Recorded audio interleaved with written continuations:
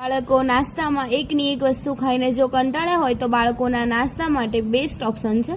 નાસ્તો બનાવવા માટે એટલે કે સોજીની મેજિક પૂરી બનાવવા માટે મિક્સર જારની અંદર 1 કપ જેટલી સોજી એડ કરી દઈશું અને તેને એકદમ ગ્રાઇન્ડ કરી લઈશું. આ રીતે સોજી આપણી એકદમ ઝીણી એવી પાવડર સ્વરૂપમાં તૈયાર થઈ ગઈ છે અને હવે તેને આપણે એક મિક્સર બાઉલની અંદર નીકાળી દઈશું. તેની અંદર કોઈ જ મસાલા એડ નથી કરવાના, ફક્ત મીઠું એડ કરી દઈશું ટેસ્ટ પ્રમાણે અને તેની અંદર મોણ માટે 1.5 ચમચી જેટલું ઘી એડ કરી દઈશું. અહીંયા જે થિકનેસ વાળું ઘી હોય છે તેને એડ કરી દઈશું અને તેને સારી રીતે મિક્સ કરી લઈશું, જેથી કરીને ઘી બરાબર સોજીની અંદર મિક્સ થઈ જાય.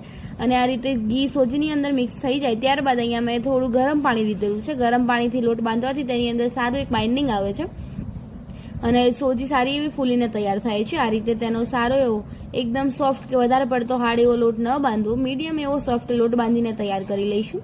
તમે જોઈ શકો છો જેમ પાણીની જરૂર લાગે તેમ પાણી એડ કરતા જઈને તેનો એકદમ મીડિયમ સોફ્ટ એવો લોટ બાંધીને તૈયાર કરી લીધો છે અને હવે તેને આપણે ઢાંકીને થોડીક વાર માટે રેસ્ટ આપીશું. ત્યાર સુધી મેં મસાલો બનાવવા માટે એક બાઉલની અંદર 1 મોટી ચમચી જેટલું તીખું લાલ મરચું અને અડધી ચમચી જેટલો સંચળ પાવડર એડ કરી તેને સારી રીતે મિક્સ કરી લઈશું. આ મસાલો તમે કોઈ પણ નમકીનની અંદર એડ કરશો તો તેનો સ્વાદ બહુ જ સરસ અને બમણો થઈ જશે. આ રીતે તેનો મસાલો બનાવીને તૈયાર કરી દઈશું. તમે જોઈ શકો છો મારો મસાલો બનીને તૈયાર થઈ ગયો છે અને રેસ્ટ પરનો લોટ તમે જુઓ તો તે એકદમ કઠણ થઈ ગયો છે, એટલે કે તેનું બધું જ પાણી સોજી ઓબ્ઝર્વ કરી ગઈ છે. અને હવે તેને આ રીતે આપણે કાણા કરી તેની અંદર થોડું ગરમ પાણી એડ કરી દઈશું અને તેને ફરી આપણે સેટ કરી લઈશું. તેને ફરી આપણે સ્મૂથ સાથે મસળી લઈશું, એટલે કે લોટ આપણો સારો એવો સ્મૂથનેસ સાથે તૈયાર થઈ જશે. અને લોટ આપણો બરાબર સ્મૂથનેસ સાથે તૈયાર થઈ જાય ત્યારબાદ તેની અંદર અડધી ચમચી જેટલું તેલ એડ કરી લોટને ઓઇલી કરી દઈશું, જેથી કરીને લોટ પાટલા પર ચોંટી ન જાય અને તે ડ્રાય ન થઈ જાય. હવે આ રીતે પાટલા પર લોહી લઈને તેને સારી રીતે આપણે હલકા હાથેથી વણી લઈશું. તમે જોઈ શકો છો આ રીતે તેને બરાબર સારી રીતે પ્રેસ કરીને હલકા હાથેથી વણીને તૈયાર કરી લઈશું. અને હવે આ રીતે જો બજારમાં મોલ્ડ મળે છે તેને આ રીતે રાખીને કટ કરી લઈશું. આવા મોલ્ડ બજારમાં ઇઝીલી અવેલેબલ હોય છે અને તેને બરાબર સારી રીતે કટ કરી લઈશું. તમે કોઈ પણ શેપની અંદર કટ કરી શકો છો. મેં આ રીતે ષટકોણ આકારની અંદર કટ કરી લીધા છે અને હવે ગરમ તેલની અંદર એડ કરી દઈશું.